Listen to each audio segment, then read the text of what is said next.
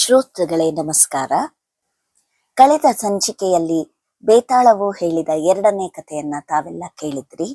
ಈಗ 3ನೇ ಕಥೆಯನ್ನ ನಾವು ಕೇಳೋಣ. ವಿಕ್ರಮಾದಿತ್ಯ ಮಹಾರಾಜ 3ನೇ ಸಾರಿ ಹೆಣವನ್ನ ಹೆಗಲ ಮೇಲೆ ಹಾಕಿಕೊಂಡು ಹೊರಡ್ತಾನೆ. ಬೇತಾಳ ಆಗ ಮತ್ತೊಂದು ಕಥೆಯನ್ನ ಪ್ರಾರಂಭ ಮಾಡುತ್ತೆ. ಪಾಟಲಿಪುತ್ರ ಅನ್ನೋ ಊರಿನಲ್ಲಿ ವಿಕ್ರಮಕೇಸರಿ ಅನ್ನೋ ರಾಜ ಇರ್ತಾನೆ. ಆತನ ಹತ್ತಿರ ಸಕಲ ಶಾಸ್ತ್ರಗಳನ್ನ ಬಲ್ಲ ವಿದಗ್ಧ ಚೂಡಾಮಣಿ ಅಂತ ಒಂದು ಗಿಣಿ ಇರತ್ತೆ. ಅದರ ಸೂಚನೆಯ ಮೇರೆಗೆ ಅವನು ತನಗೆ ಅನುರೂಪಳಾದ ಚಂದ್ರಪ್ರಭೆ ಅನ್ನೋಂತ ಮಗದ ರಾಜಪುತ್ರಿಯನ್ನ ಮದುವೆಯಾದ. ಅವಳ ಹತ್ತಿರವೂ ಎಲ್ಲ ವಿಜ್ಞಾನಗಳನ್ನು ಬಲ್ಲ ಸೋಮಿಕೆ ಅನ್ನೋ ಹೆಣ್ಣು ಗಿಳಿ ಇತ್ತು. ಅವೆರಡೂ ಒಂದೇ ಪಂಜರದಲ್ಲಿದ್ದುಕೊಂಡು ಆ ರಾಜ ರಾಣಿಯರನ್ನ ಸೇವಿಸಿಕೊಂಡಿರುತ್ತವೆ. ಒಂದು ದಿನ ಗಂಡು ಗಿಳಿ ಹೆಣ್ಣು ಗಿಳಿಯನ್ನ ಕುರಿತು ನಾವು ಇನ್ನು ಮೇಲೆ ಒಂದೇ ಕಡೆ ತಿಂದು ಕುಳಿತು ಮಲಗೋಣ ಅಂತ ಹೇಳಿತು. ಹೆಣ್ಣು ಒಪ್ಪಲಿಲ್ಲ. ನನಗೆ ಗಂಡಸರ ಸಹವಾಸ ಅಂದ್ರೆ ಆಗೋಲ್ಲ, ಅವರು ದುಷ್ಟರು, ಕೃತಜ್ಞರು ಅಂತ ಹೇಳಿತು. ಗಂಡಸರು ದುಷ್ಟರಲ್ಲ, ಹೆಂಗಸರು ಕಲ್ಲೆದೆಯವರು ಅಂತ ಹೇಳಿತು. ಈ ಜಗಳವನ್ನ ಅವು ರಾಜನ ಹತ್ತಿರಕ್ಕೆ ತೆಗೆದುಕೊಂಡು ಹೋದ್ವು. ಗಂಡು ಗೆದ್ದರೆ ಹೆಣ್ಣು ಅದರ ಹೆಂಡತಿಯಾಗಬೇಕು ಅಂತಲೂ, ಹೆಣ್ಣು ಗೆದ್ದರೆ ಗಂಡು ಅದರ ದಾಸನಾಗಬೇಕೆಂದು ಗೊತ್ತಾಯಿತು. ರಾಜ ಹೆಣ್ಣನ್ನು ಕುರಿತು ಗಂಡಸರು ಹೇಗೆ ಕೃತಜ್ಞರು ಹೇಳು ಅಂತ ಹೇಳ್ದ. ಆಗ ಆ ಗಿಣಿ ಈ ಕಥೆಯನ್ನ ಹೇಳುತ್ತೆ. ಕಾಮಂದಿಕ ಅನ್ನೋ ಪಟ್ಟಣದಲ್ಲಿ ಅರ್ಥದತ್ತ ಅನ್ನೋ ವರ್ತಕ ಇರ್ತಾನೆ. ಅವನಿಗೆ ಧನದತ್ತ ಅನ್ನೋ ಮಗ ಹುಡ್ತಾನೆ.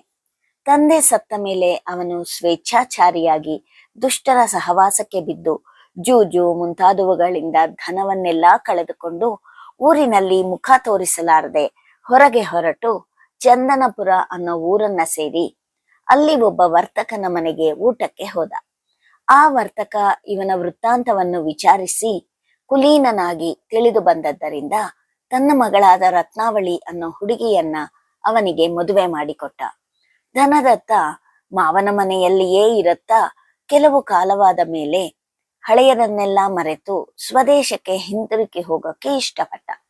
ವರ್ತಕನು ಒಬ್ಬ ಮುದುಕಿಯನ್ನು ಜೊತೆ ಮಾಡಿ ಮಗಳನ್ನು ಅಳಿಯನನ್ನ ಕಳುಹಿಸಿಕೊಟ್ಟ. ಅವನು ಅವರನ್ನು ಕರೆದುಕೊಂಡು ಬರುತ್ತಾ ದಾರಿಯಲ್ಲಿ ಒಂದು ಕಾಡು ಸಿಗಲು ಅಲ್ಲಿ ಕಳ್ಳರು ಬರ್ತಾರೆ ಅಂತ ಹೆದರಿಸಿ ಹೆಂಡತಿಯ ಒಡವೆಯನ್ನೆಲ್ಲ ತೆಗೆಸಿ ಗಂಟು ಕಟ್ಟಿಕೊಂಡ. ದಾರಿಯಲ್ಲಿ ಒಂದು ಕಮರಿ ಸಿಕ್ಕಲು ಅಲ್ಲಿ ಹೆಂಡತಿಯನ್ನು ಆ ಮುದುಕಿಯನ್ನು ತಳ್ಳಿಬಿಟ್ಟ. ಜೂಜುಕೋರರು, ದುರಾಚಾರರು ಆದ ಗಂಡಸರ ಕೃತಜ್ಞತೆಯನ್ನ, ಕ್ರೌರ್ಯವನ್ನ ನೋಡಿ ಹೇಗಿದೆ ಅಂತ ಗಿಣಿ ಮತ್ತೆ ಕಥೆಯನ್ನ ಮುಂದುವರಿಸುತ್ತೆ. ಮುದುಕಿ ಕೆಳಗೆ ಬಿದ್ದು ಪ್ರಾಣ ಬಿಡ್ತಾಳೆ. ಹೆಂಡತಿ ಬಳ್ಳಿಗಳಲ್ಲಿಯೂ ಮೆಳೆಗಳಲ್ಲಿಯೂ ಸಿಕ್ಕಿಕೊಂಡು ಬದುಕಿಕೊಳ್ತಾಳೆ. ಅವುಗಳನ್ನ ಹಿಡಿದುಕೊಂಡು ಮೆಲ್ಲಗೆ ಮೇಲಕ್ಕೆ ಬಂದಳು. ಮೈಕೆಯೆಲ್ಲ ತರಚಿ ಗಾಯಗಳಾಗ್ಬಿಟ್ಟಿತ್ತು. ಬಂದ ದಾರಿ ಹಿಡಿದು ತವರು ಮನೆಯನ್ನ ಸೇರ್ಕೊಂಡ್ಳು. ತಾಯಿ ತಂದೆಗಳು ಗಾಬರಿ ಪಟ್ಟು ಏನಾಯ್ತು ಅಂತ ಕೇಳಲು ಅವಳು, ದಾರಿಯಲ್ಲಿ ಕಳ್ಳರ ಕೈಗೆ ಸಿಕ್ಕಿದವು. ಕಳ್ಳರು ನಿಮ್ಮ ಅಳಿಯನನ್ನ ಕೈಕಾಲು ಕಟ್ಟಿ ಕರೆದುಕೊಂಡು ಹೋದ್ರು. ನಾನು ಹಳ್ಳದಲ್ಲಿ ಬಿದ್ದರೂ ಸಾಯಲಿಲ್ಲ. ದಯಾಳುವಾದ ದಾರಿ ಹೋಕ ಒಬ್ಬ ನನ್ನನ್ನ ಎತ್ತಿದ. ನಾನು ಇಲ್ಲಿಗೆ ಬಂದೆ ಅಂತ ಹೇಳಿದ್ಲು. ತಾಯಿ ತಂದೆಗಳು ಅವಳನ್ನ ಸಮಾಧಾನ ಪಡಿಸಿ ತಮ್ಮ ಮನೆಯಲ್ಲೇ ಇಟ್ಟುಕೊಂಡರು. ಅತ್ತ ಅವಳ ಗಂಡ ತನ್ನ ಊರಿಗೆ ಹೋದ ಮೇಲೆ ಕೈಯಲ್ಲಿದ್ದ ಹಣವನ್ನೆಲ್ಲ ಜೂಜಾಡಿ ಕಳೆದುಕೊಂಡ. ಮತ್ತೆ ಮಾವನ ಮನೆಗೆ ಹೋಗಿ ಹೆಂಡತಿ ಊರಲ್ಲಿದ್ದಾಳೆ ಅಂತ ಹೇಳಿ ಇನ್ನೊಂದಿಷ್ಟು ಹಣವನ್ನ ತರೋಣ ಅಂತ ಯೋಚನೆ ಮಾಡ್ದ.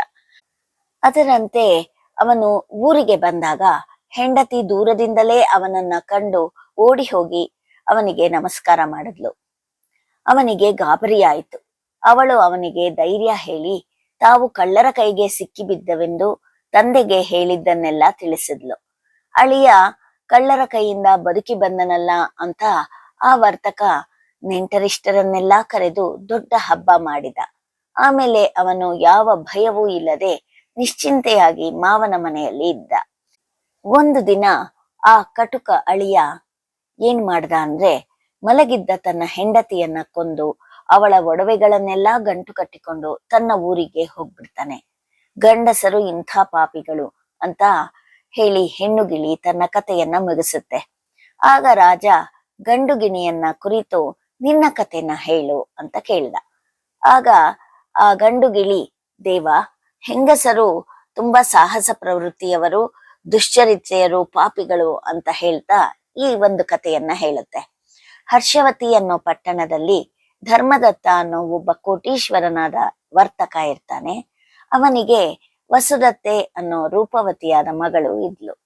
ಅವಳನ್ನು ಅವನು ತಾಮ್ರಲಿಪ್ತಿ ಊರಿನಲ್ಲಿದ್ದ ರೂಪ ಯೌವನಶಾಲಿಯು ಪರಮ ಸಾಧುವೂ ಆದ ಸಮುದ್ರದತ್ತ ಅನ್ನುವ ವಣಿಕ ಪುತ್ರನಿಗೆ ಮದುವೆ ಮಾಡಿಕೊಟ್ಟಿದ್ದ. ಒಂದು ಸಾರಿ ಅವಳನ್ನ ತವರು ಮನೆಯಲ್ಲಿ ಬಿಟ್ಟು ತಾನು ತನ್ನ ಊರಿಗೆ ಹೋಗಿದ್ದಾಗ ಅವಳು ಒಬ್ಬ ಸುಂದರ ಯುವಕನನ್ನ ನೋಡಿ ಮೋಹಗೊಂಡು ಅವನ ಜೊತೆ ಇರ್ತಾಳೆ. ಗಂಡ ಹಿಂದಿರುಗಿ ಬಂದಾಗ ಕೂಡ ಅವನ ಮೇಲೆ ಮನಸ್ಸನ್ನ ಮಾಡ್ಲಿಲ್ಲ. ಆ ರಾತ್ರಿ ಒಬ್ಬ ಕಳ್ಳ ಒಡವೆಗಳನ್ನು ಕದಿಯೋಕೆ ಅಂತ ಅವರ ಮನೆಗೆ ಕನ್ನ ಹಾಕಿದ. ಆಗ ಈ ಹೆಂಗಸು ತನ್ನ ಪ್ರಿಯಕರನನ್ನ ಹುಡುಕಿಕೊಂಡು ಹೊರಟಿದ್ಲು. ಈ ಕಳ್ಳ ಅವಳನ್ನ ನೋಡಿ, ನಾನು ಯಾವ ಆಭರಣಗಳಿಗಾಗಿ ಕನ್ನ ಹಾಕಿ ಒಳಕ್ಕೆ ಬಂದೆನೋ ಅವುಗಳನ್ನೆಲ್ಲ ಹಾಕಿಕೊಂಡೇ ಇವಳು ಎಲ್ಲೋ ಹೊರಟಿದ್ದಾಳೆ, ನಾನು ಅವಳನ್ನು ಹಿಂಬಾಲಿಸಿ ಹೋಗಿ ನೋಡ್ತೇನೆ ಅಂತ ಅವಳಿಗೆ ಕಾಣದಂತೆ ಅವಳನ್ನ ಹಿಂಬಾಲಿಸ್ದ. ಈ ವಸುದತ್ತೆಯು ಹತ್ತಿರದಲ್ಲೇ ಇದ್ದ ಉದ್ಯಾನಕ್ಕೆ ಹೋಗಿ ನೋಡಲು ಅಲ್ಲಿ ಅವಳ ಪ್ರಿಯಕರನ ದೇಹ ಮರದಿಂದ ತೂಗಾಡ್ತಾ ಇತ್ತು. ರಾತ್ರಿ ಹೊತ್ತು ಅವನು ಅಲ್ಲಿ ಸುಳಿದಾಡುತ್ತಾ ಇದ್ದದ್ದನ್ನ ನೋಡಿ ಅವನು ಕಳ್ಳನಿರಬೇಕು ಅಂತ ನಗರ ರಕ್ಷಕರು ಅವನನ್ನ ಹಿಡಿದು ಮರಕ್ಕೆ ನೇಣು ಹಾಕಿ ಹೋಗಿದ್ದರು. ಅವನನ್ನ ಇಳಿಸಿಕೊಂಡು ಈ ವಸುದತ್ತೆಯು ಅವನ ಮುಖದ ಮೇಲೆ ಮುಖವಿಟ್ಟು ಗೋಳಾಡ್ತಾ ಇದ್ಲು. ಅದೇ ತಾನೇ ಆ ದೇಹವನ್ನ ಹೊಕ್ಕಿದ್ದ ಒಂದು ಬೇತಾಳವು ಅವಳ ಮೂಗನ್ನ ಕಚ್ಚಿ ಹಾಕ್ತು. ಜೀವವಿದೆಯೇನೋ ಅಂತ ಅವಳು ನೋಡಿದ್ರೆ ಆ ಹೆಣದಲ್ಲಿ ಜೀವ ಇರಲಿಲ್ಲ. ಅಷ್ಟು ಹೊತ್ತಿಗೆ ಬೇತಾಳ ಕೂಡ ಹೊರಟು ಹೋಗಿತ್ತು. ಆಗ ಅವಳು ತನ್ನ ಗಂಡ ಮಲಗಿದ್ದ ಕೋಣೆಗೆ ಹೋಗಿ, ಅಯ್ಯೋ ಈ ನನ್ನ ಗಂಡ ನನ್ನ ಮೂಗನ್ನ ಕೊಯ್ದು ಹಾಕದ ಅಂತ ಕೂಗಿಕೊಳ್ತಾಳೆ.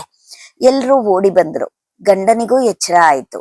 ಧರ್ಮದತ್ತನು ಮಗಳ ಮೂಗು ಹರಿದು ರಕ್ತ ಸೋರುತ್ತಿರುವುದನ್ನ ನೋಡಿ ಅಳಿಯನನ್ನು ಭಾರ್ಯಾದ್ರೋಹಿ ಅಂತ ಬಂಧನದಲ್ಲಿರಿಸಿ ರಾಜನ ಹತ್ತಿರಕ್ಕೆ ಕರೆದುಕೊಂಡು ಹೋದ. ವಣಿಕ ಪುತ್ರನು ಹೇಳಿಕೊಂಡ ಮಾತನ್ನು ಕಿವಿಗೆ ಹಾಕಿಕೊಳ್ಳದೆ ರಾಜನು ಅವನನ್ನ ಶೂಲಕ್ಕೇರಿಸಲು ಅಪ್ಪಣೆ ಮಾಡ್ದ. ಅವನನ್ನು ವಧಾಸ್ಥಾನಕ್ಕೆ ಕರೆದುಕೊಂಡು ಹೋಗ್ತಾ ಇದ್ದಾಗ ಕಳ್ಳ ಅಡ್ಡ ಬಂದು ಅಧಿಕಾರಿಗಳನ್ನ ಕುರಿತು, ಇವನು ನಿರಪರಾಧಿ, ಇವನನ್ನ ಯಾಕೆ ಕೊಲ್ತೀರಾ, ಇದರ ನಿಜ ಸ್ಥಿತಿ ಏನು ಅಂತ ನನಗ್ ಗೊತ್ತು, ನನ್ನನ್ನು ರಾಜನ ಹತ್ತಿರಕ್ಕೆ ಕರೆದುಕೊಂಡು ಹೋಗಿ ನಾನು ಎಲ್ಲವನ್ನ ವಿವರಿಸ್ತೇನೆ ಅಂತ ಹೇಳ್ದ. ಅದರಂತೆ ನಗರ ರಕ್ಷಕರು ಅವನನ್ನ ಕರೆದುಕೊಂಡು ಹೋಗ್ತಾರೆ. ಅವನು ರಾತ್ರಿ ನಡೆದ ವೃತ್ತಾಂತವನ್ನೆಲ್ಲ ವಿವರವಾಗಿ ಹೇಳಿದ. ಉದ್ಯಾನವನಕ್ಕೆ ಹೋಗಿ ನೋಡಲು ಅವಳ ಮೂಗು ಇನ್ನೂ ಹೆಣದ ಬಾಯಲ್ಲೇ ಇತ್ತು. ಆದ್ದರಿಂದ ರಾಜ ಆ ವಣಿಕ ಪುತ್ರನನ್ನ ಬಿಡುಗಡೆ ಮಾಡಿ ಅವನ ಹೆಂಡತಿಯ ಕಿವಿಗಳನ್ನೂ ಕತ್ತರಿಸಿ ಹಾಕಿಸಿ ತನ್ನ ಊರಿಂದ ಹೊರಗೆ ಅಟ್ಟಿಬಿಟ್ಟ. ಧರ್ಮದತ್ತನನ್ನ ದಂಡಿಸಿ ಕಳ್ಳನಿಗೆ ಪುರಾಧ್ಯಕ್ಷನ ಕೆಲಸವನ್ನ ಕೊಟ್ಟ. ಹೆಂಗಸರೇ ಹೀಗೆ, ಅವರ ಸ್ವಭಾವವೇ ವಕ್ರ, ಅವರು ಕಲ್ಲೆದೆಯವರು ಅಂತ ಆ ಗಂಡುಗಿಳಿ ಹೇಳುತ್ತೆ. ಈ ಕಥೆಯನ್ನ ಹೇಳಿದ ಗಂಡುಗಿಳಿ ಚಿತ್ರರಥ ಅನ್ನೋ ಗಂಧರ್ವನಾಯಿತು. ಹೆಣ್ಣು ಅವನ ಹೆಂಡತಿಯಾದ ತಿಲೋತ್ತಮೆಯಾಯಿತು. ಎರಡು ಗಿಳಿಗಳು ಶಾಪಮುಕ್ತರಾಗಿ ಅಂತರಿಕ್ಷಕ್ಕೆ ಹಾರಿ ಹೋದರು. ಆದರೆ ವ್ಯಾಜ್ಯ ಮಾತ್ರ ಬಗೆಹರಿಯಲಿಲ್ಲ. ಹೀಗೆ ಅಂತ ಬೇತಾಳ ಕಥೆಯನ್ನ ಹೇಳಿ, ಮಹಾರಾಜ ನೀನು ಹೇಳು, ಗಂಡಸರು ಪಾಪಿಗಳು ಹೆಂಗಸರು ಪಾಪಿಗಳು, ತಿಳಿದಿದ್ದು ಹೇಳದಿದ್ದರೆ ನಿನ್ನ ತಲೆ ನುಚ್ಚು ನೂರಾಗತ್ತೆ ಅಂತ ಹೇಳಿದ. ರಾಜ, ಹೆಂಗಸರು ಪಾಪಿಗಳಿರ್ತಾರೆ, ಗಂಡಸರು ದುರಾಚಾರಿಗಳ ಇರ್ತಾರೆ. ಪ್ರಾಯಶಃ ಎಲ್ಲ ಕಡೆಯಲ್ಲೂ ಎಲ್ಲ ಕಾಲದಲ್ಲೂ ಹೆಂಗಸರು ಗಂಡಸರು ಇಬ್ಬರಲ್ಲೂ ದುರಾಚಾರಿಗಳು ಇದ್ದೇ ಇರ್ತಾರೆ ಅಂತ ಹೇಳಿದ.